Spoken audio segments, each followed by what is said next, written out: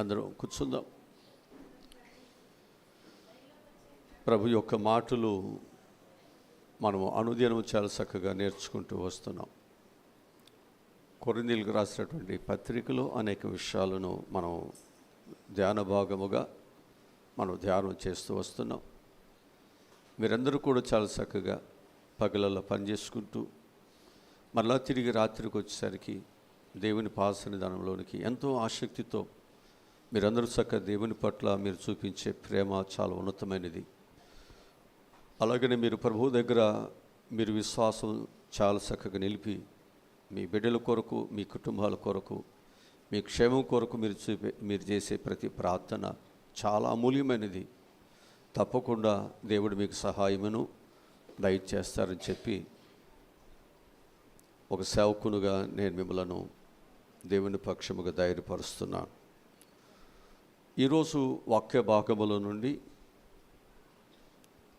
కొరింథీయులకు రాసినటువంటి మొదటి పత్రిక 15వ అధ్యాయము 29 నుండి మనం దేవుని మాటలు చదువుకుందాం. మృతుల కొరకై బాప్తిసం పొందిన వారు ఏమి చేస్తారు?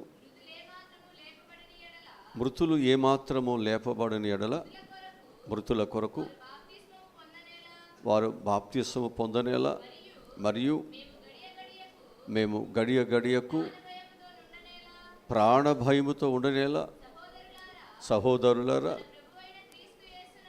మన ప్రభు అయిన క్రీస్తు యేసునందు మిమ్మల్ని గూర్చి నాకు కలిగి ఉన్న అతిశయముతోడు నేను దినదినమును చనిపోవచ్చున్నానని చెప్పుదును.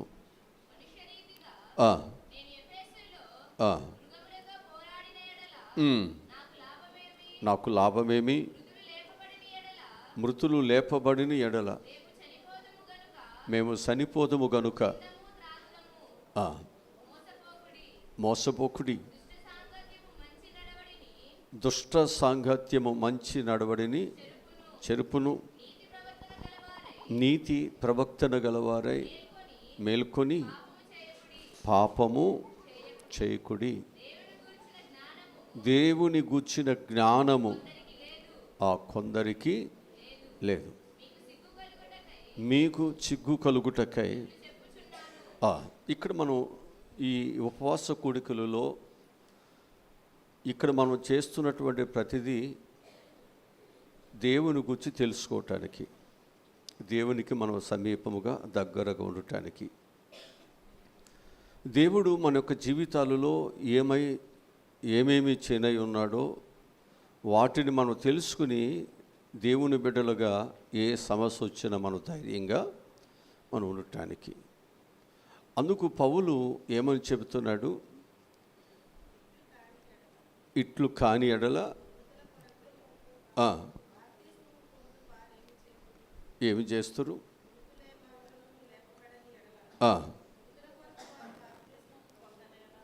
ఇక్కడ మనం చెప్తున్నటువంటి మాటలు మనం జ్ఞాపకం చేసుకుంటే, దేవుని గూర్చినటువంటి జ్ఞానము మనకు ఉన్నట్లయితే చనిపోయిన వారి కోసం ఎడము, లేదా ఒక చనిపోయినటువంటి వ్యక్తిని గూర్చి మనం అజ్ఞానముగా మనం మాట్లాడలేము. ఎందుకని అంటే ప్రభు చనిపోయాడు, ఆయన తిరిగి లేచాడు. మనం కూడా అదే నేర్చుకుంటున్నాం. ఇక్కడ చనిపోతాం, తిరిగి లేస్తాం, తిరిగి మన తండ్రితో మళ్ళీ మనము ఉంటాం. ఎందుకని అంటే మన తండ్రి మనకు ఒక స్థలాన్ని మళ్ళీ సిద్ధపరుస్తున్నాడు. ఇక్కడ మనం ఉండటానికి దేవుడు ఏ విధంగా ఇక్కడ స్థలాన్ని సిద్ధపరిచాడో, మళ్ళా ఈ స్థలం అంతా కూడా మళ్ళీ మనం విడిచిపెట్టిన తర్వాత, ఇది క్లోజ్ అయిపోయిన తర్వాత తిరిగి తండ్రి కూడా మనల్ని ఏం చేస్తున్నాడంటే తనతో పాటు ఉండటానికి దేవుడు ఒక నూతనమైన యెరూషలేము పట్టణమును మన కొరకైనా సిద్ధపరిచాడు. హల్లెలూయా. ఇది దేవుని పిల్లలుగా మనం ఇక్కడ ఒక జ్ఞానాన్ని తెలుసుకుంటున్నాం. అందుకే సిలువను గూర్చినటువంటి వార్త లోకములో ఉన్నటువంటి వారికి వెరితనము, అది వారికి జ్ఞానము లేదు కాబట్టి దేవుని గూర్చి. అదే దేవుని గూర్చినటువంటి జ్ఞానము కలిగినటువంటి మనకైతే అది శక్తి అయి ఉన్నది. హల్లెలూయా. ఈ ఉపవాస కూడికలు నీకు జ్ఞానం ఇస్తే ఇప్పుడు నువ్వేమై ఉంటావు? శక్తి అయి ఉంటావు. శక్తిగా ఉంటే భర్త ఒకవేళ హింసకుడుగా ఉన్నా, బిడ్డలు హింసకులుగా ఉన్నా, ఆర్థిక పరిస్థితులు ఉన్నా, అనారోగ్యములు ఉన్నా, నా దేవుడు నాకు సహాయమును చేస్తాడు. ఆ ధైర్యం అనుకుంటుంది, ఆ శక్తి కలిగి ఉంటాం. అంటే నువ్వు చేస్తున్న ప్రతి ప్రార్థన తప్పకుండా ప్రభు ఆలకించి నీకు సహాయమును చేస్తాడనేటువంటిది నీకు ఎప్పుడైతే ఆ విశ్వాసం ఉందో, ఆ ప్రార్థన నీకు కార్యాలు చేస్తుందని చెప్పి నువ్వు ఎప్పుడైతే నమ్ముతున్నావో, ఇప్పుడు ఈ 40 దినాలు నువ్వు చేసినటువంటి ప్రతి ప్రార్థన తప్పకుండా నీకు కార్యాలని తీరుతుంది. అంటే సిలువ సిరులను పండిస్తుంది. హల్లెలూయా. ఒక రైతు కానీ ఏ విధంగా పంటలు పండిస్తాడో, ఒక విశ్వాసి ప్రార్థన జీవితం కలిగిన వారు కూడా అనేకమైనటువంటి ఆధ్యాత్మికమైనటువంటి స్వస్థతలు, మేలులు, అనేకమైన కార్యాలు కూడా నువ్వు పండించబోతున్నావు. ఇక్కడ నువ్వు దున్నుతున్నది, ఇక్కడ విత్తుతున్నటువంటిది కన్నీరు, వాక్యము ఏది వృధా కాదు. బీడు భూములు దున్నుతున్నావు, ఇక్కడ దేవుడు కార్యాలు చేయబోతున్నాడు. నీ కుటుంబంలో దేవుడు కార్యాలు చేయబోతున్నాడు. మనం నమ్ముదాం. మనం నమ్మటమే, మన విశ్వాసం ఏంటంటే నమ్మటమే. ప్రభు నాతో ఉన్నాడు, నాలో ఉన్నాడు, నా ప్రభు నాకు సహాయం చేస్తాడు. నేను అడుగు వాటికంటే, ఊహించు వాటికంటే దేవుడు, అది జ్ఞానము, అది క్రైస్తవునికి జ్ఞానం, అది కావాలి. అజ్ఞానుగా ఒకవేళ మనకున్న పరిస్థితులు బట్టి మనము అజ్ఞానులుగా వలె ఒకవేళ దేవుని విడిచిపెట్టేసి లోకస్తులులాగా ఒకవేళ వెళ్ళిపోతున్నామేమో, ఈరోజు ఈ వాక్యము నీకు జ్ఞానాన్ని ఇవ్వాలి, ఈ సహవాసము నీకు జ్ఞానాన్ని ఇవ్వాలి. అప్పుడే నీవు తొలగిపోవు, జారిపోవు, భయపడవు, ధైర్యంగా ప్రభు కొరకు నిలబడతావు. అది మనం నేర్చుకుంటున్నాం. మన ధైర్యము, మన బలము అంతా మన ప్రభు అయిన యేసుక్రీస్తు వారు తప్ప ఇక మనకి ఈ లోకంలో ఎవరున్నారు? ఇక్కడ మన ధ్యాస, మన దృష్టి, మన మనసు దేవుని సంపాదించుకోవటమే. లోకములో ఉన్నవాడు లోకాన్ని సంపాదించుకోవాలనుకుంటాడు, దేవులో ఉన్నవాడు దేవుని సంపాదించుకోవాలి. మొదట ఆయన నీతిని, రాజ్యమును మనం వెతకగలిగేటువంటి వారికి ఇక్కడ ఉండగలిగితే, ఆ తరువాత దేవుడు తన బిడ్డలకు ఏం కావాలన్నీ దేవుడు ఖచ్చితంగా ఇస్తాడు. హల్లెలూయా, హల్లెలూయా. కనుక దేవుని జ్ఞానము ఎలాంటిది? ఈరోజు కొన్ని మాటలు నేర్చుకుందాం. దేవుని జ్ఞానము ఎలాంటిది? మొదటిగా మనం చూసినట్లయితే దేవుని జ్ఞానము అనంతమైనది. దేవుని జ్ఞానం ఎలాంటిది? అనంతమైనది. అంటే దానికి అంతు లేదు, దానిని ఎవ్వరూ కొలవలేరు, దాని దరిదాపులోనికి కూడా ఎవ్వరూ చేరలేరు. అందుకే వాక్యం ఏమంటుందంటే, సమూయేలు మొదటి గ్రంథము 2వ అధ్యాయము 3వ వాక్యాన్ని చదువుకుందాం. సమూయేలు మొదటి గ్రంథము 2వ అధ్యాయము 3వ వాక్యము. యెహోవా అనంత జ్ఞానియగు దేవుడు, ఆయనే ఏం పరీక్షిస్తాడు? క్రియలను పరీక్షిస్తాడు. ఇకను అది అంటే ఇక్కడ దేవుడు అనంతమైన జ్ఞానము కలిగిన వాడు కాబట్టి ఆయన ఏమి పరీక్షిస్తాడు? జాగ్రత్త. అందుకే మనం దేవుని మందిరంలోకి వచ్చినప్పుడు మన ప్రవక్తను జాగ్రత్తగా చూసుకోవాలి. ఎందుకనంటే, గర్విష్ఠుడా నేను నీకు విరోధిని. ఇక్కడ దేవునికి విరోధిగా ఉండటానికి కాదు వచ్చింది ఇక్కడికి, దేవునికి స్నేహితుడుగా, మిత్రుడుగా, ఆయన బిడ్డగా, ఆయన చెప్పిన విషయాల్లో నడుచుకునేవాడుగా ఉండటానికి వచ్చాం ఇక్కడికి. అంతే. ఇక్కడ మనం ఏమీ చేయాల్సిన పని లేదు. ఆయన చెప్పింది మనం చేస్తే చాలు, దేవుడు గొప్ప కార్యాలు దేవుడు జరిగిస్తాడు. ఆయన అనంతమైన జ్ఞానము కలిగిన వాడు. ఇక ఆయన చెప్పినటువంటి దానిలో ఏ దోషం ఉందని మనం ఆలోచించగలం. మన జ్ఞానం ఏ పాటిది?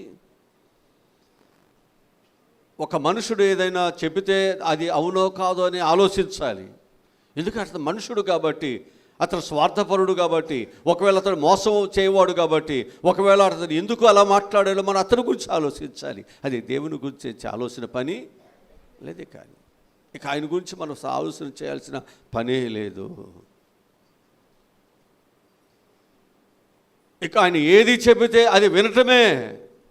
ఆయన చెప్పిన తర్వాత జరిగేటువంటి ప్రక్రియ మనం వినటమే అంతే.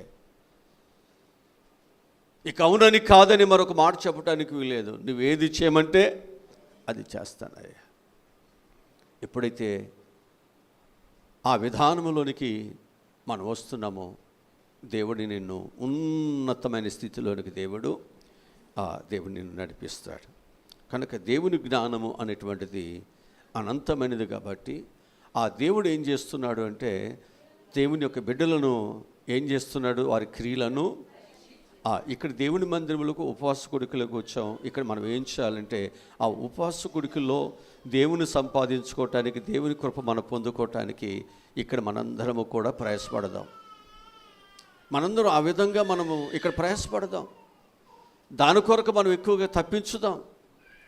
దానిని మనం సంపాదించుకోవటానికి ఇక్కడ మనం ఏం చేయాలి అంటే దేవుని పాదాలు పట్టుకొని ఏడుస్తూ ఆయన కనికరము, ఆయన దయ మన మీదకు వచ్చేంత వరకు కూడా ఆయన పాదాలు విడిచిపెట్టుకోకుండా మనం బ్రతిమలాడుకోవటమే ఇక్కడ మనం చేయాల్సిన పని. ఇక అంతకు మించి మనం ఇక్కడ చేయవలసిన పనేమీ లేదు.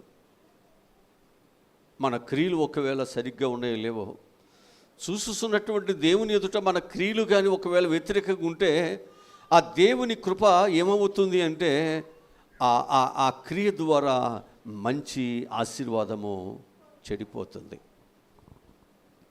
అంతే కదా. బొక్కవాళ్ళని తైలములో ఒక్క చచ్చనీయక పడితేనే ఆ క్వాలిటీ పోతుంది కదా, కంపు వస్తుంది. ఇక్కడ నీ జీవితంలో ఒకవేళ పరిశీలన చేస్తున్నటువంటి దేవుని ఎదుట మన చెడు, పాపమో, గర్వమో ఏదో ఒకవేళ ఇక్కడ ఉన్నట్లయితే సరి చేసుకోవటానికి, కడుక్కోవటానికి, దిద్దుకోవటానికి దేవుడు సమయం ఇచ్చినప్పటికీ కూడా దాన్ని దిద్దుకోకుండా, కడుక్కోకుండా అలాగే ఉన్నట్లయితే కృప నీకు దొరుకుతుందా? దేవుని ఆశీర్వాదాలు పొందుకోవటానికి అర్హత మనలో ఉంటుందా? ఆలోచించండి. మనిషి జీవితంలో నీతిమంతుడు లేడు, ఒక్కడు కూడా లేడని చెప్పబడింది. కానీ దేవుడు ఏం చేస్తున్నాడు? ఒక పాపిని దేవుడు నీతిమంతునుగా దేవుడు తీర్చిదిద్దటానికి ప్రభు ఒక మార్గాన్ని, ఇక ఆ మార్గంలోకి వచ్చిన తర్వాత మనం ఏం చేయాలంటే ఒక మంచి వారుగా మనం ఎదగటానికి, ఒక మంచి వారుగా మన యొక్క జీవితాలు మనం కట్టుకోవటానికి మనం ఎప్పుడైతే ఇక్కడ మంచి కొరకు ప్రయాసపడుతున్నామో ఆ మంచి నిన్ను రక్షిస్తుంది. ఆ మంచి దేవుని యొక్క కృప పొందుకున్నట్లు అది నీకు సహాయమును చేస్తామంది. హల్లెలూయా, హల్లెలూయా. ఇక రెండవదిగా మనం చూసినట్లయితే దేవుని జ్ఞానము మన ఊహకు అందనిది, మన ఊహకు అందనిది లేక అగోచరమైనది.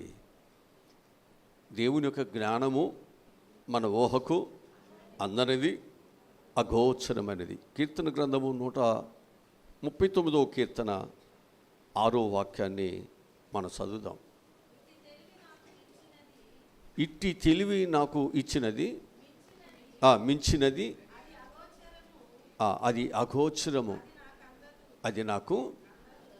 ఇక్కడ మనం నేర్చుకోవాల్సింది ఏంటంటే మనం ఎంత తెలివిగలవారమైనా, ఎంత గొప్పవారమైనా ఆ దేవుని సన్నిధిలో దేవుని జ్ఞానము ఏమంటున్నాడు అక్కడ?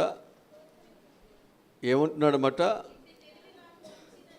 మించినది, నేను దీన్ని తెలుసుకోలేను, అది అగోచరము. తెలుసుకోవటము సాధ్యమే, తెలుసుకోవటం అసాధ్యము. నేను తెలుసుకోలేను. నేను ఎంత జ్ఞానము కలిగిన వాడినైనా అది సాధ్యపడేది మాత్రము కాదు, అగోచరము.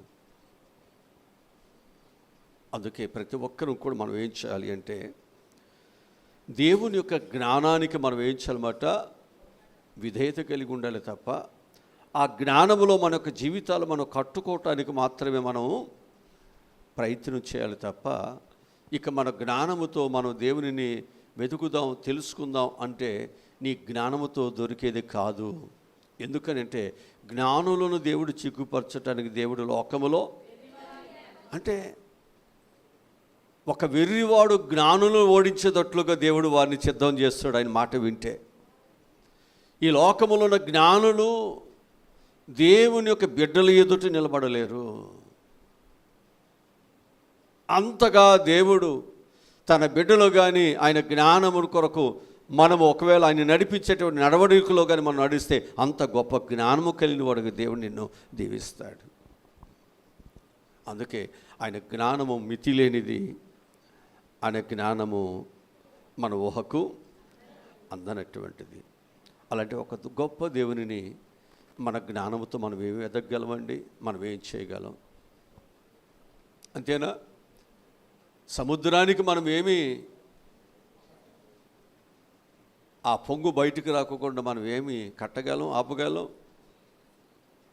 ఈ మధ్య ఒరిస్సా రాష్ట్రంలో 170-180 సుమారుగా కిలోమీటర్ల వేగంతో భయంకరమైనటువంటి ఒక పెను సుడిగుండములాగా వస్తే పెద్ద పెద్ద వాహనాలే పైకి లేచిపోయినాయి.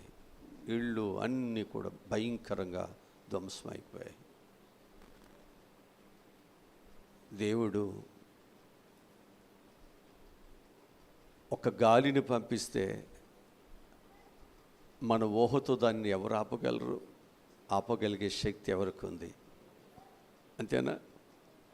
ఒక చిన్న దోమను పంపిస్తే దాన్ని ఆపగలిగే శక్తి ఎవరికి ఉంది? బలవంతులు అవసరం లేదు దేవుడికి. దేవుడికి బలవంతులు అవసరం లేదండి. దేవుడు ఆయన సైన్యము ఎవరన్నమాట? చిన్న చిన్న జీవులే. వాటిని దేవుడు ఏం చేస్తాడో తెలుసండి? వాటిని ఏం చేస్తున్నాడో తెలుసా? బలవంతులు మీ జ్ఞానవంతులకు అనుకున్నటువంటి వారిని వీటి ద్వారా దేవుడు యుద్ధము చేస్తే మనుషుడు ఏమైపోవాలి? అంతే. మన మధ్య ఏమొచ్చింది? కరోనా వచ్చింది. ప్రపంచ సైంటిస్టులు కానీ, బలవంతులు కానీ, యుద్ధ వీరులు కానీ, బాగా నేర్పరితనం కలిగినటువంటి వారు కానీ ఏమైనా చేయగలిగారా? ఎవరు కాళ్ళని మూతికి మాస్క్ వేసుకొని ఇంట్లో కూర్చోవలసిందే. ఏం చేస్తాడు? ఏమి చేయలేరు. దేవుని ఎదుట, దేవుని జ్ఞానం ఎదుట ఎవ్వరూ ఎందుకు పనిచేయరు. ఆయన మాట వినటమే ఇక మనం చేయాల్సినటువంటి మంచి పని. ఇక అంతే. ఇక అంతకు మించి మనం ఏమి చేయటానికి వీలు లేదు. మరి ఈ చదువులు ఇవన్నీ ఎందుకు అంటే మనం ఇక్కడ బ్రతకటానికి ఏదైనా ఈ విషయాలు వస్తే దాన్ని ఏదో సరి చేసుకోవటానికి తప్ప ఇక్కడ ఎవ్వరూ గొప్పవాళ్ళు కానే కాదు. ఇంకొక మాట చెప్తాను. ఈ లోకములో రాజ్యాంగాన్ని నిర్మించినటువంటి వారి కంటే కూడా, ఈ లోకములో అనేకమైనటువంటి విషయాలను తెలుసుకునే సైంటిస్టుల కంటే కూడా, ఈ లోకములో ఒకవేళ దేశాన్ని పరిపాలన చేస్తున్నటువంటి గొప్ప గొప్ప నాయకుల కంటే కూడా పరలోక రాజ్యాన్ని కట్టడానికి ఒక పాపిని, ఒక బానిసత్వం నుండి, లేకపోతే ఒక దొంగగా ఉన్నవాడిని, ఒక వ్యభిచారిగా ఉన్నవాడిని, ఒక మోసగా ఉన్నవాడిని, లేకపోతే కుటుంబాన్ని, తన జీవితాన్ని తాను గాయపరుచుకున్నటువంటి వాడిని మార్చేటువంటి విశ్వాసి దేవుని సేవకులే గొప్పవాళ్ళు. వీళ్ళు పరిశుద్ధమైన దాన్ని కడుతున్నారు. వీళ్ళు పరిశుద్ధమైనటువంటి రాజ్యానికి ఈ మనుషులను వాళ్ళు ఏం చేస్తున్నారు? సిద్ధం చేస్తున్నారు. వీళ్ళే గొప్పవాళ్ళు. చివరాఖరికి వాళ్ళందరూ కూడా గతించిపోతారు. కానీ దేవుని బిడ్డలు చేస్తున్నటువంటి ప్రతి ప్రార్థన, వారి కొరకు కాచే ప్రతి కన్నీరు వారికి ఆశీర్వాదకరం కొట్టింది. హల్లెలూయా. అందుకే నేను చెప్తున్నాను, దేవుని సన్నిధిలో ఆయన వాక్యము బంగారము కంటేనో, మేలిమి బంగారము కంటేనో కోరతగినది. మనుషులు ఏ అలంకరణ కోరుతున్నారు? ఈ పై అలంకరణ కోరుతున్నారు. కానీ దేవుడు ఏ అలంకరణ దేవుడిస్తున్నాడు అంటే మనము ఆత్మీయమైనటువంటి అలంకరణ. బాహ్య అలంకరణ కంటే అంతరంగ అలంకరణ మనం ఇక్కడ కోరుకుంటున్నాం. అంటే ఈరోజు నీకు ఒక 10 ఏమనొచ్చు 10 కాసులు 10 కాసులు బంగారం దేవుడు నీకు ఇస్తున్నాడు. ఒక్కరన్న హల్లెలూయా అంటలా, ఆమేను కూడా అంటలా. ఎన్ని కాసులు? అమ్మో ఎన్ని లక్షలు! హల్లెలూయా! 10 కాసులండి. ఎందుకు ఈ మాట చెప్తున్నానంటే, ఆయన వాక్యము బంగారము కంటే, మేలిమి బంగారము కంటే స్వచ్ఛమైనది ఇది. ఇక దీనిలో ఏ రాగి ఏది కలిపేది లేదు, స్వచ్ఛమైనది. అంతేనా? 24 క్యారెక్టరే కాదండి, 100 క్యారెక్టర్ అంతే, 100కు 100. ఇలాంటి స్వచ్ఛమైనటువంటి వాక్యాన్ని నీవు అలంకరించుకోవటానికి, నీవు దీవించబడటానికి, నువ్వు ఒక ఉన్నతమైన స్థితిలో నువ్వు బలపడటానికి దేవుడు ఈరోజు నీతో మాట్లాడుతున్నాడు. ఇది నీకు ఆశీర్వాదకరముగా ఉన్నట్లయితే, ఇది నీకు అలంకరణగా ఉన్నట్లయితే, ఆ వాక్యాన్ని మనం ఏం చేస్తామో తెలుసండి, హృదయపూర్వకముగా మన హృదయంలోనికి చేర్చుకుంటాం. కాస్త పెద్దది ఏదన్నా వేసుకుంటే మెడలో, లోపల ఏదన్నా వేసుకుంటే మగవాళ్ళు ఈ పై గుండి ఓడదీసి కనపడాలిగా, లేకపోతే లోపల వేసుకుంటే ఉపయోగం ఏముంది? ఆడవాళ్ళు అయితే పైకి వేసుకుని ఎంత టీవీగా నడుస్తారో ఆ బంగారం ఉన్నవాళ్ళు. లేనోళ్ళే పాపం ఉసూరుమంట వాళ్ళే సంపాదించుకున్నారు. కానీ ఇప్పుడు దేవుడు అంటున్నాడు, ఈ వాక్యము స్వచ్ఛమైనది, దీని దొంగలు కానీ ఎవరు దీన్ని కొట్టేయలేరు. ఇది నిర్మలమైనది, ఇది చాలా పవిత్రమైనది. దీన్ని ధరించుకున్న వారి యొక్క విలువ లోకములో బంగారము ధరించుకున్న వారికి తెలియపోవచ్చు, కానీ అది ఎవరికి తెలుస్తుంది అంటే దేవుని పిల్లలుగా అనుభవ జ్ఞానము కలిగిన వారికే తెలుస్తుంది. అది వాక్య విలువ తెలుస్తుంది, దైవ సన్నిధి విలువ తెలుస్తుంది, దేవుని పిల్లల యొక్క విలువ తెలుస్తుంది, సేవకుల యొక్క విలువ వాళ్ళకి తెలుస్తుంది. అయితే ఈ తెలియనటువంటి వారికి ఈ విలువైనటువంటి స్వచ్ఛమైన వాక్యాన్ని తీసుకువెళ్ళి వాళ్ళ ముందు వేడిస్తే ఆ పందులు కానీ వాటిని కాళ్ళతో, వాక్యాలునే ఇవన్నీ, వాటికి తెలియదు, వాటి విలువ తెలియదు. కానీ ఇప్పుడు ఇక్కడ మనం ఏం చేస్తున్నాం, దాన్ని తెలుసుకోవటానికి వచ్చాం. తెలియక వాళ్ళు తొక్కివేస్తున్నారు, మనం దీనినేమో హత్తుకుంటున్నాం, దీన్ని ప్రేమిస్తున్నాం. హల్లెలూయా! ఎవరు వాక్యాన్ని ప్రేమిస్తారో, ఎవరు వాక్యాన్ని హత్తుకుంటున్నారో వారు దేవుని మహాకృపలో వారు ధైర్యంగా దేవుని కృపలో నిలబడతారు.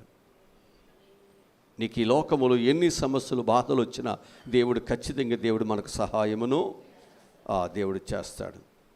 కనుక మనము ఒకటి, దేవుని జ్ఞానము అనంతమైనది కనుక అది అంతులేనిది. కాబట్టి మనం ఏం చేయాలి, దేవుని జ్ఞానమును గూర్చి అసలు మనం ఆలోచన చేయటానికే వీలు లేదు. మరియమ్మకి ఎట్ట పుట్టాడు, అక్రమ సంబంధమా, ఈ పిచ్చి మాటలను వద్దు మనకి. మనుషుడే ఇన్నిటిని చేస్తుంటే దేవుడు చేయలేడా? మనుషుడికి ఇంత జ్ఞానం ఉంటే దేవుడికి లేదా? అసలు ఈ మనుషుని దేవుడు నిర్మించినప్పుడు ఎవరైనా స్త్రీలు ఉండారా? ఎంటాడు చూస్తున్నారా? ఇంకా మనుషుని చేసినప్పుడు దేవుడు ఏమన్నా అప్పుడు స్త్రీలు ఉంటే కానీ స్త్రీల ద్వారా ఒక పురుషుని పెట్టి పురుషుల ద్వారా సంతానం ఉత్పత్తి చేశాడా? లేదు కదా. దేవునికి అసాధ్యమైనది ఏముందండి? మన వెర్రి మాటలు, వెర్రి ఆలోచన తప్ప సృష్టి అంతా రవ్వంతో కూడా ఏమి కూడా చేయకమునిపే ఈ సృష్టి యొక్క ప్రతి పనిలో కూడా ప్రభు అయిన యేసుక్రీస్తు వారు ఉన్నారు అని చెప్పబడింది. ఆయన హస్తం ఉంది. మరి ఎందుకు ఇక్కడికి వచ్చాడు అంటే, నిన్ను నన్ను రక్షించటానికి ఎంతోమందిని సేవకులు పంపిస్తే వారు ఎవ్వరూ చేయలేకపోతున్నారు, తన బిడ్డను కాపాడలేకపోతున్నారు. అందుకే దేవుడు ఇప్పుడు ఎవరిని పంపించాడు? తన ప్రియకుమారుని లోకాన్ని పంపించాడు. ఆయన చేసిన కార్యము, ఆయన చేసిన పుణ్యము, ఆయన చేసిన రక్షణ త్యాగమే ఈరోజు మనకి శక్తి, ఈ బలము. ఈ పాపికి బలం అక్కడే వచ్చింది. అందుకే మనము ఆ అనంత జ్ఞానము కలిగినటువంటి దేవుని విషయాలలో అన్ని శోధించడానికి, పరిశీలన చేయడానికి వీలు లేదు. ఓడిపోవటం తప్ప ఆయన్ని మనం గెలిచి ఆయన మీద తప్పులు మోపే పరిస్థితి మనకి ఎక్కడ దొరకనే. మరి ఎంతోమంది ప్రభువు దగ్గరికి వచ్చారు, ఆయన తప్పులు వెతుకుతూ వచ్చారు, ఆయన అనేక విధాలుగా శోధించడానికి వచ్చారు. ఇప్పుడు మోషే ధర్మశాస్త్ర ప్రకారముగా పాపం చేసేటువంటి వాడు ఏం చేయాలి? రాళ్లతో కొట్టి చంపాలనుకున్నప్పుడు ఏం చేయాలి? వాళ్ళు నీతిగా ఉన్నవాళ్ళైతే స్త్రీ పురుషులు ఇద్దరిని తీసుకురావాలి అక్కడికి. యేసుప్రభు దగ్గరికి ఇద్దరిని తీసుకురావాలిగా. ఒక్కళ్ళు ఎందుకు తీసుకొచ్చారు చూసారా? అసలు ఈయన ఏం చెప్తాడో చూద్దాం అంతే. వాళ్ళకి మోషే ధర్మశాస్త్ర ప్రకారంగా వాళ్ళు ఒకవేళ వాళ్ళు కొట్టాలి, వాళ్ళది చేయాలనుకున్నప్పుడు ఇద్దరిని తీసుకొచ్చేవాళ్ళు. ఒక్కళ్ళని తీసుకొచ్చారు అనుకుందాం. వాళ్ళ చుట్టమేమో, వాళ్ళ కులస్తుడేమో, లేదా ఆయన పేరు చెబితే భయమే వీళ్ళకి, ఆయన పట్టుకోవటం, అని టచ్ చేయటం, ఆయనకి రాజకీయ పలుకుబడి ఉందేమో, వెనక వాళ్ళు ఏమైనా గుండాలు ఉండరేమో, ఏమీ లేనటువంటి ఆమెను మాత్రం పట్టుకొచ్చేసారు ఊరంతా, ఏదో సాధించామన్నట్టు. ప్రభు ఏమన్నాడు? మీలో ప్రభుకి ఏం తెలుసు? అందరి క్రియలు తెలుసుగా, అందరి గర్వం తెలుసుగా, వాళ్ళ ఆలోచనలన్నీ తెలుసుగా. ఒక్కడు కూడా ఆ మీద వేయగలిగాడా? ఇప్పుడు దాకా వాళ్ళు అనుకుంటున్నారు మేము మంచి వాళ్ళమే, ఒక్క ఆమె ఇప్పుడు ఊరోళ్ళందరినీ కొట్టి చంపాలేదా? అనంతమైన జ్ఞానం అండి దేవునిది.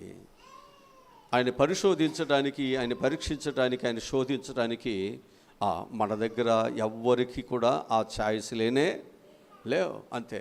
మనం ఏ పార్టీ వారమండి, మన జ్ఞానం ఏ పడ్డదండి, మన తెలివి ఏ పడ్డదండి. జాగ్రత్త. మనందరం చక్కని భక్తి చేసుకుందాం. దేవుడు మనకు సహాయాన్ని దేవుడిస్తాడు. ఇక్కడ దేవుని గురించి కానీ, వాక్యాన్ని గురించి కానీ, మరొక విషయాన్ని గురించి మనం ఏమీ మాట్లాడవద్దు. మన భోజనములో, మనం వండుకున్నటువంటి వాటిలో అనేకమైన వాటి వస్తున్నప్పుడు మనం ఏం చేస్తున్నావు? నువ్వు తినగలిగే తింటున్నావు, తినలేనివన్నీ అంతే. ఇక అంతకు మించి దాని గురించి మనం మాట్లాడడానికి అసలు ఛాయిస్ లేదు. ఇక అక్కడ అసలు మాట్లాడకూడదు. ఇక అంతే. మనం మాట్లాడి దేవుని దృష్టిలో మనము దోషులుగా మనం ఎందుకు ఉండాలి? దేవుడు ఏదైతే చెప్తున్నాడో ఆ విధంగా మనము జాగ్రత్తగా నడుచుకుంటూ వెళ్ళాలి. గోతులు వస్తుంటే తప్పుకుని వెళ్ళాలి. ప్రమాదాలు జరుగుతున్నప్పుడు జాగ్రత్తగా నడుచుకోవాలి. అంతే. ఇంట్లో కూర్చుంటే ఎట్లా కుదురుద్ది? మనుషులు భయంకరంగా ఉండాలని చెప్పేసి ఇంట్లో కూర్చుంటే ఎట్లా కుదురుద్ది? వెళ్తే స్కూల్లో అందరూ కూడా బాగోలేదని చెప్పేసి ఒకవేళ మన పిల్లలు చదువుకు పంపించుకొని ఇంట్లో పెట్టుకుంటే మన పిల్లలు చదువు ఎలా వస్తుంది? కుదరదు. మనం జాగ్రత్తగా ఉండటమే మన కర్తవ్యం. మనం జాగ్రత్తగా భక్తిని చేసుకోవటమే దేవుడు మనకు నేర్పిస్తున్నటువంటి పాఠము. ఇక మూడవదిగా మనం చూసినట్లయితే దేవుని జ్ఞానము శోధింప సఖ్యము కానిది. దేవుని జ్ఞానం ఎలాంటిది? అనంత జ్ఞాని నీవు అల్పుడను నే సహవాసమా మహిమాన్విత నీకు మట్టినైనా స్నేహమా కృపా ఇది నీ కృపా ఇది నీ కృపా. హల్లెలూయా. అంతే. ఇది దేవుని అసలు ఆయన కృప లేకపోతే, ఆయన ప్రాణము నీలో ఉంచకపోతే, నీ కుటుంబానికి ఏ కీడు రాకుండా చేయకపోతే, నీ బిడ్డలకో నీ భర్తకో నీకు ఏదైనా ప్రమాదం వస్తే ఇక్కడికి వచ్చి కూర్చునేదానివా? ఇక్కడ మనం వచ్చి ఉంటున్నామంటే దేవుని కృప కాదా? నీ ప్రాణము నీలో ఉంచాడు అంటే దేవుని కృప కాదా? ఈరోజు నువ్వు భోజనం చేస్తున్నావన్నా, సంపాదిస్తున్నావన్నా, చదువుకున్నావన్నా, నువ్వు ఏదైనా చేస్తున్నావన్నా అది దేవుని అంతే. ఆ కృప నిన్ను ధనవంతులకు చేస్తుంది. ఆయన కృప నిన్ను బిడ్డలు కనేవాళ్ళుగా చేస్తుంది. ఆయన కృప ఉన్నతమైనటువంటి స్థితి కలిగిన వానిగా చేస్తుంది. ఆయన కృప లేనిదే నేను వ్యర్థుడను. అంతే, అది జ్ఞానం. ఇదే మనం నేర్చుకోవాలి. నేను ఏ పార్టీ వాడినయ్యా, నీ సన్నిధానములో నేను మాట్లాడటానికి, నేను నిలబడటానికి నేను ఏ పార్టీ వాడిని? అర్హత లేని నాకు ఈ అర్హత కలిగే భాగ్యము ఈ పాపికి నీవిచ్చావు, ఈ పురుగుకి నీవిచ్చావు, ఈ దోషికి నీవిచ్చావయ్యా. మనం ఇప్పటికప్పుడే దేవుడు చేసిన ఉపకారములు జ్ఞాపకం చేసుకుంటూ కృతజ్ఞత కలిగి దేవుని స్తుతించేటువంటి సహృదయముతో ఇక్కడ మనము కూర్చోగలిగితే దేవుడు నిన్ను చూస్తున్న దేవుడు తప్పకుండా దేవుడు నీకు సహాయమును చేస్తాడు. యెషయా గ్రంథము 40వ అధ్యాయము 28వ వచనాన్ని మనం చదువుదాం.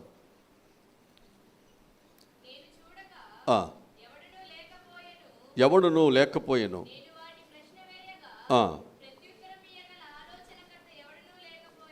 చూసారా, ప్రశ్న వేస్తే ఎవరైనా చెప్పగలిగేవారు ఉంటారా? దేవుని ప్రశ్నకు సమాధానం చెప్పే స్థాయి ఈ లోకంలో ఎవ్వరికి కూడా లేనే, ఎవరికి లేదు. ఒకవేళ ఉంటే ఆయనట్ల దేవుడు అవుతాడు కదా. ఆయనకి ప్రశ్నలకి సమాధానం చెప్పే స్థాయి ఈ లోకములు ఎవ్వరికీ ఉండదు. అందుకే దేవుని జ్ఞానమును మనం ఏం చేయకూడదు, శోధింప సఖ్యము కానిది కనుక మనం ఎవరు కూడా శోధించకూడదు, మనం ఎవరు కూడా మాట్లాడటానికి వీల్లేదు. దేవుడు ఏదైతే చెబుతున్నాడో అది మనం వినాల్సిందే. ఇప్పుడు మనకి బైబిల్లో మనము సొలొమోనుని గొప్ప జ్ఞానము కలిగిన వాడుగా మనం చెప్పుకుంటూ వస్తాం. స్త్రీలు కన్నటువంటి వారిలో సొలొమోను అంత జ్ఞానము కలిగిన వారు మరొకరు బైబిల్ చెబుతుంది. అంత జ్ఞానము కలిగినటువంటి వారిని ఒక స్త్రీ వచ్చి ఏమనుకుంటుంది, ఆయన జ్ఞానాన్ని గురించి ఏం చేయాలనుకుంది, శోధించాలి.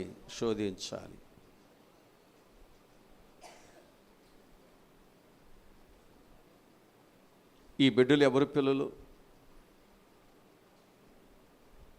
ఎన్నో పరిశోధనలు, ఎన్నో శోధనలు ఎదుర్కోవాల్సి వచ్చింది.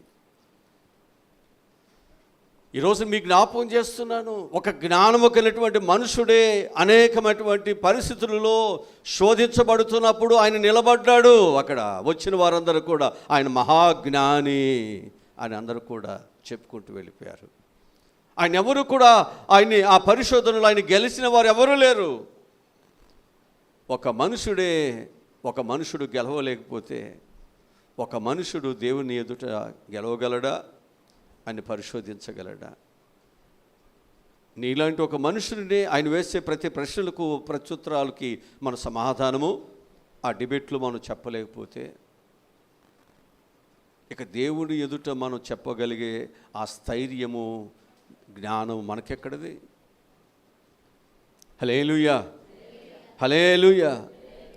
అందుకే మన జీవితాల్లో మనం ఏం చేయాలంటే దేవుని యొక్క జ్ఞానమును గూర్చి మనం శోధించడము కాదు, కానీ సొలొమోను యొక్క జ్ఞానము కొరకు వచ్చినటువంటి షేబాదేశపు రాణి ఏం చేసిందంట, దేవుని జ్ఞానం ఎలా ఉందో ఆమె చూసి ఆనందించి వెళ్ళిపోయింది. ఇకంతే. ఈరోజు నేను మీకు జ్ఞాపకం చేస్తున్నాను, ఇక్కడికి వచ్చిన మనందరము కూడా దేవుని యొక్క జ్ఞానము ఈరోజు నీతో మాట్లాడుతుంది కాబట్టి ఆ వాక్యమును మనం విని సరిదిద్దుకుని వెళ్ళిపోవటమే అంతే. అదే మనం నేర్చుకోవాల్సింది, అదే మనం బాగుపడటానికి కావాల్సినటువంటి మంచి గుణము, మంచి లక్షణం అది. అంతే తప్ప దేవుని మాటకు మనం ఎదురుగా ఉండి మనం చేయలేము. ఇక 4వదిగా మనం చూసినట్లయితే దేవుని జ్ఞానము మరుగైనది, మర్మములతో కూడింది. దానియేలు గ్రంథము 2వ అధ్యాయము 20-21 వచ్చిన చదువుదాం. దానియేలు గ్రంథము 2వ అధ్యాయము 20-21 వచ్చిన చదువుదాం. ఎట్లనగా దేవుడు జ్ఞాన బలము కలిగిన వాడు. అది దేవుని యొక్క నామము స్తుతి నొందునుగాక. ఎప్పటి వరకు? ఏ యుగములో ఉన్నా, ఏ యుగములో ఉన్నా, ఏ యుగములు ఎవరు పరిపాలన చేస్తున్నా, ఏ యుగము ఎంత బాగా డెవలప్ అయినా, ఏ యుగములో ఎంత పెద్ద ప్రావీణ్యత కలిగిన వారు ఉన్నా, వీళ్ళందరూ కలిపి దేవుని స్తుతించాలి తప్ప దేవుని కంటే వీళ్ళెవరు మొదటి వాళ్ళేమీ కానే కాదు. ఆ విషయాన్ని చెబుతున్నాడు. కొరింథీయులకు రాసిన మొదటి పత్రిక 12వ అధ్యాయము 6-7 వచనాలు చదువుదాం. కలవు కానీ హల్లెలూయా. చాలా ఉంటాయి, కార్యాలు చేసే ఆలోచనలు చాలా ఉంటాయి, కానీ ఆ మనుషులలో అన్నీ జరిగించేది ఎవరు? దేవుడే. చదవండి. అయినను అందరి ప్రయోజనము కొరకు ప్రతివానికి ప్రత్యక్షత. హల్లెలూయా. కనుక ఇవన్నీ ఇచ్చేది దేవుడే. ఈ ఆత్మ ప్రత్యక్షత అనేటువంటిది దేవుడు ఇవ్వకపోతే అక్కడ ఉన్నటువంటి విషయాలను గ్రహించలేవు, నీకు తెలియదు, పరిస్థితులు నీకు తెలియదు. ఉదాహరణకు మనం చూసినట్లయితే దానియేలు కాలంలో రాజుగారికి వచ్చేటువంటి ఆ కళ మర్చిపోయాడా? కళ మర్చిపోయాడు. ఆ కలభావం ఇవన్నీ కూడా చెప్పాలంటున్నాడు, ఇవన్నీ చెప్పాలంటున్నాడు. చెప్పాడా? అక్కడ చాలామంది వచ్చారు. ఇప్పుడు ఏదైనా ఒక మాట చెప్తే దాని అర్థమో దాని భావమో ఏదైనా చెప్పగలుగుతారు. అసలు మర్చిపోయిందని ఎవడు చెప్తాడండి? ఒక రిట్టేగానంట ఒక పాయసం అన్నది తిన్నాడంటాడు. ఇంటికి వెళ్ళిన తర్వాత మా ఆవిడతో నేను అదే వండించుకోవాలనుకుని అనుకుంటా బయలుదేరి వెళ్తున్నాడంటే ఈ లోపు ఒక బోధు అడ్డు వచ్చిందంట. ఆడేం చేయాలి? ఆ బోధు దాటి వెళ్ళటానికి దూకేసాడంట. దూకిన తర్వాత అనుకుంటున్నాడంట అదిరిబాన్న అంటే వెళ్ళాడంటే ఇంటికి. పాయసం పోయింది. ఇక ఇంటికి వెళ్ళిన తర్వాత అలా ఆవిడ అంటాడంటే అదిరిబాను ఉండి అంటాడంట. ఏది ఉండాలి? అదిరిబాండు కూర ఎక్కడది? ఏ యూట్యూబ్లో ఉంది? ఎవరు వండుతారు? ఏ 5 స్టార్లో వండుతారు? ఇది అదే కూర నాయన అంటుందంట. నేను అదేమిటి ఆ స్వీట్ ఏంటంటే నేను తినొచ్చాను, బాగుంది, అదిరిబాండు ఉండి అంటాడంట. ఇవేమో అసలు అది నేను ఎప్పుడు వినలేదు అని అంటే కర్ర పట్టుకుని తోపగా కొట్టేశాడంట. ఈలోపు ఒక ఆమె వచ్చి ఎరా మూర్ఖుడాగా ఆమె ఏం తప్పు చేసిందిరా, ఆమెను ఇట్లా తోపగా కొట్టావంటే అప్పుడు అన్నాడు అదే తోప అన్నాడు మళ్ళీ. అంటే పలసగా ఉండేది నేను తిన్నానని. అప్పుడు అది వండి పెడితే తిన్నాడంట. దానికోసం భార్యకి ఏం తెలుస్తుంది? ఆడు దూకినప్పుడు మర్చిపోయాడు ఆ పదాన్ని. అక్కడి నుంచి మరొకటి పట్టుకుని వచ్చాడు ఇంటికి వచ్చి. దాని పేరేమో ఒకటి, చెప్పేదేమో ఒకటి. భార్య గ్రహించగలదా? కానీ అది గ్రహించాలంటే ఏం కావాలి? అది గ్రహించాలంటే దేవుడు ఇచ్చేటువంటి ఆత్మ కావాలి. ఆత్మ కలిగిన వాడే ఆ జ్ఞానముతో ప్రతి విషయాన్ని పరిష్కరిస్తాడు. అక్కడ దానియేలు ఏం చేశాడు? నెబుకద్నెజరుకు వచ్చినటువంటి కళను, ఆ కలభావాన్ని చెప్పాడు లేదా? చాలామందిని పిలిచారు. అక్కడ ఆ దేశంలో జ్ఞానము కలిగిన వారందరినీ పిలిచారు. కానీ వారెవరు కూడా ఏం చేయలేకపోయారు? అది చెప్పలేకపోయారు.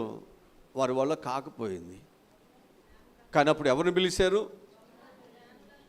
బబులోను జ్ఞానులందరినీ పిలిచారు.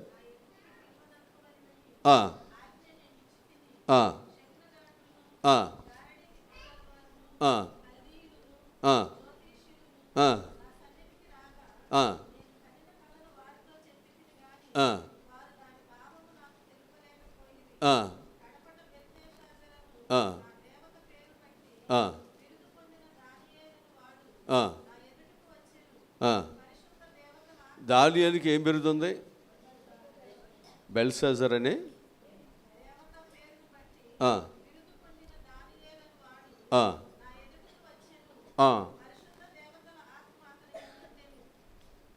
దేవుని యొక్క ఆత్మ అతని యందు ఉండెను. ఎట్లనగా ఆ, ఆ, ఆ, ఆ, ఉమ్, ఆ, ఆ. హల్లెలూయా. ఈరోజు నేను మీకు జ్ఞాపకం చేస్తున్నాను, దేవుడు ఆ జ్ఞానమును ఆ ఆత్మను మనుషునికి ఇస్తేనే ఆ మనుషుడు కూడా ఎవరికైనా ప్రయోజకుడుగా, ఎవరికైనా మేలుని చేయగలుగుతాడు. ఇక్కడ నీవు నేను కూడా మన ప్రార్థన ఎవరికైనా చేస్తున్నామన్నా, అది ఎవరికైనా మేలుగా అది ఉంటుందన్నా, అది దేవుడు మనకి ఇచ్చిన కృప తప్ప అది మనలో ఏమాత్రం అర్హత అంతే కాదు. అది దేవుని కృప. ఇక్కడ దేవుడు మనల్ని వాడుకుంటున్నాడు అంతే. ఎప్పుడైతే మనము ఆ కృప దేవుని దగ్గర సంపాదించుకోవటానికి మన నడకను, మన పడకను, మన పరిస్థితులన్నీ కూడా సరి చేసుకుని పరిశుద్ధంగా ప్రార్థన పూర్వకంగా మనం ఇక్కడ చెందపడుతూ ఉంటున్నామో, దేవుని ఆశీర్వాదాలు మన మీదకి వస్తాయి. ఈ ఆశీర్వాదాలు అనేకులకు ఆశీర్వాదకరముగా దీవెనకరం మార్చబడుతుంది. నువ్వు ప్రార్థించిన ప్రతిదీ కూడా ప్రతి కుటుంబానికి, ప్రతి బిడ్డకు ఆశీర్వాదకరం మారుతుంది. అందరూ చేస్తే రాదు అది. అది కేవలము దేవుని ఆత్మచేత నడిపించబడుతున్న వారే అనేకులకు ప్రయోజనకరముగా ఉంటారు. అది కూడా దేవుడిచ్చిన కృపేగా. నీ కుటుంబానికి, నీ బిడ్డకు నీవు ప్రయోజకుడిగా ఉండవంటే అది దేవుడు నీకు ఇచ్చిన ఆ కృప. అంతే అంతే, దేవుడిచ్చిన కృపే. ఇది 4వదిగా మనం నేర్చుకున్నాం. 5వదిగా ఒక మాట చెప్పి నేను ముగిచ్చేస్తాను. దేవుని జ్ఞానము మితి లేనిది. దేవుని జ్ఞానం ఎలాంటిది? మితి లేనిది. కీర్తన గ్రంథము 147 5వ వచనం చదువుదాం.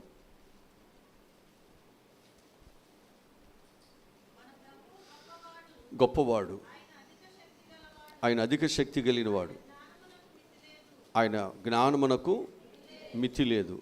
మితి లేదు అంటే నీవు తినటానికి మితి లేదు, మాట్లాడటానికి మితి లేదు, చేయటానికి మితి లేదంటారా? అంటే ఏంటి? మిత్తము లేకుండా ఉన్నవాడు అంటే హద్దు లేకుండా ఉన్నటువంటి వాడు. అంతేనండి? అంతేనా? అంటే హద్దు లేకుండా పరిమితి లేనటువంటి జ్ఞానము కలిగినవాడు. పరిమితి లేని జ్ఞానము కలిగినవాడు మన ప్రభు అయిన యేసుక్రీస్తు వాడు. అందుకే తన బిడ్డలైనటువంటి వారు ప్రభువు దగ్గర ఎంతో గొప్ప ధననిధులు గుప్తమై ఉన్నవి. ఆయన మనం అడిగితే ఆకాశ ద్వారములను విప్పి పట్టజాలనని విస్తారమైన దీవులను అది మనం గ్రహిస్తే మనం ఏం చేస్తాం? దేవుని దగ్గర ఉన్నటువంటి గొప్ప ధననిధులను మనం సంపాదించుకోవటానికి మనందరం కూడా దేవుని పాదాల దగ్గర ప్రార్థనలు మనం చేస్తాం. అదే జ్ఞానం. ఆ జ్ఞానంతో మనం ఏం చేయాలంటే ప్రభుని ఆరాధన చేద్దాం. అజ్ఞానుల వలె కాకుండా జ్ఞానులుగా నడుచుకుందాం. ఈ ఉపవాస కొడుకులు తగిన జ్ఞానమును, తెలివిని, బుద్ధి, వివేచనలను దేవుడు మనందరికీ దయచేయను కనుక మనము కూడా అజ్ఞానముతో ఉన్నటువంటి వారికి మన జ్ఞానాన్ని వారికి బోధించేవారుగా, మన క్రియల ద్వారా, మన మాటల ద్వారా, మన ప్రార్థన ద్వారా దేవుడు గొప్పవాడు అని అనేకులు తెలుసుకునేటట్లుగా దేవుడు ఈ సంవత్సరమును ఈ ఉపవాస కూడికల ద్వారా దేవుడు నిన్ను బలముగా వాడుకొనుగాక. ఓకే, తల ఉంచండి, ప్రార్థన చేసుకుందాం. తల ఉంచండి. మా ప్రభువా, రక్షకుడా, ఈ రోజునైనా మీ మహాకృపను బట్టి, దయని బట్టి దేవుని యొక్క జ్ఞానమును గురించి సంఘమునకు బోధించబడటం జరిగింది. ఎందుకనంటే సంఘములో దేవుని జ్ఞానమునకు ఎవరైతే లోబడుతున్నారో అప్పుడు దేవుని యొక్క జ్ఞానము మనుషుల మీదకి వస్తుంది. ఆ మనుషులను జ్ఞానవంతులుగా చేస్తుంది. దేవుడు వారిని అనేకమైనటువంటి కృపా వరములతో, ఆశీర్వాదములతో దేవుడు వారిని వాడుకుంటూ ఉంటాడు. అవును నాయనా, ఇక్కడ మేము వాడబడాలంటే నా జ్ఞానము వెర్రి జ్ఞానం అయ్యా.